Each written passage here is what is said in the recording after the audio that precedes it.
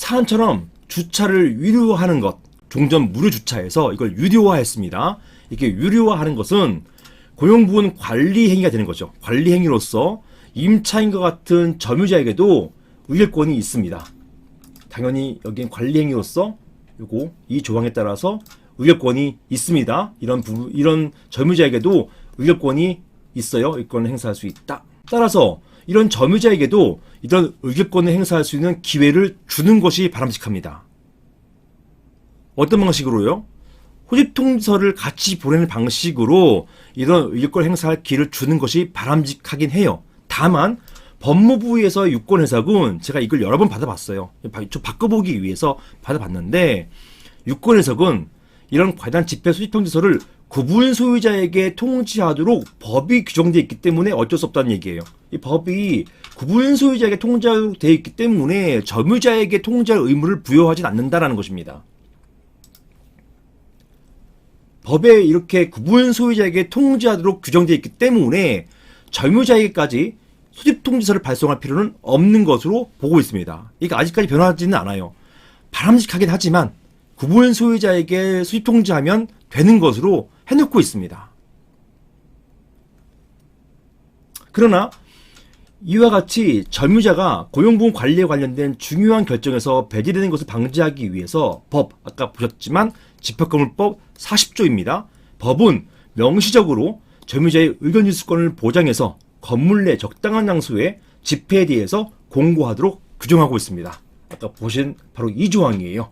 집회의 일시장소 목적사항을 건물 내 적당한 장소에 게시하여야 한다라고 의무를 부여하고 있어요. 이런 공고할 의무를 부여하고 있습니다. 판례도 제가 승소했던 판결이에요.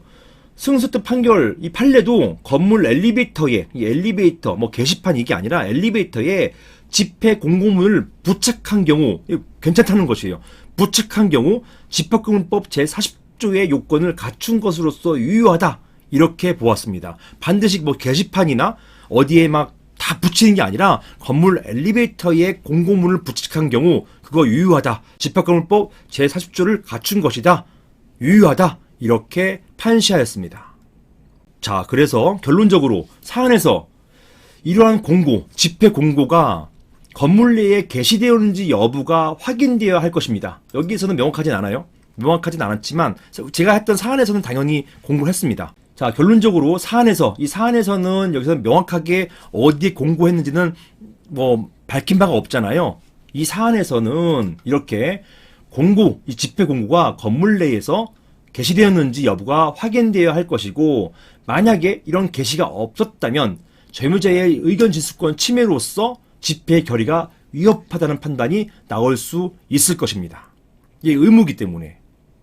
다만 제 경험상 아직까지는 이런 점유자의 의견권 침해, 이런 의견 진술권 침해를 이유로 해가지고 과연 집회가 위협하다 이런 판단, 독자적으로 점유자의 의견 진술권 침해만을 이유로 해가지고 과연 집회가 위협하다 이런 판단이 나온 바는 없습니다. 없긴 하지만 앞으로는 바뀔 여지는 있어요. 왜냐면 점유자의 의견 진술권도 보장되어야 되는 것이고 집합금융법 제40조에서는 의무화 해놓고 있기 때문에 이런 의무 불이행의 경우에는 그 집회 결의가 위협하다 이런 판단이 나올 수가 있습니다. 어찌되었든 제공구처럼 점유자에게 관련 집회에 소입 통지서를 발송하지 않은 것, 이거 자체는 유효해요. 아직까지는 법에 구분 소유자에게 소입 통지를 발송하도록 규정되어 있기 때문에, 반대로 점유자에게는 이런 규정이 없기 때문에 비록 점유자에게 이런 집회 소입 통지를 발송하지 않았다고 하더라도 그것 자체로 무효는 아닙니다.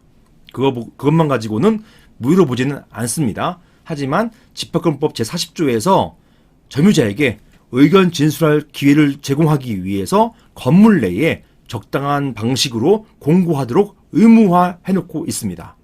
이렇게 함으로써 점유자의 의견 진술권을 보장하고 있다. 이게 결론이 되겠습니다. 이상입니다.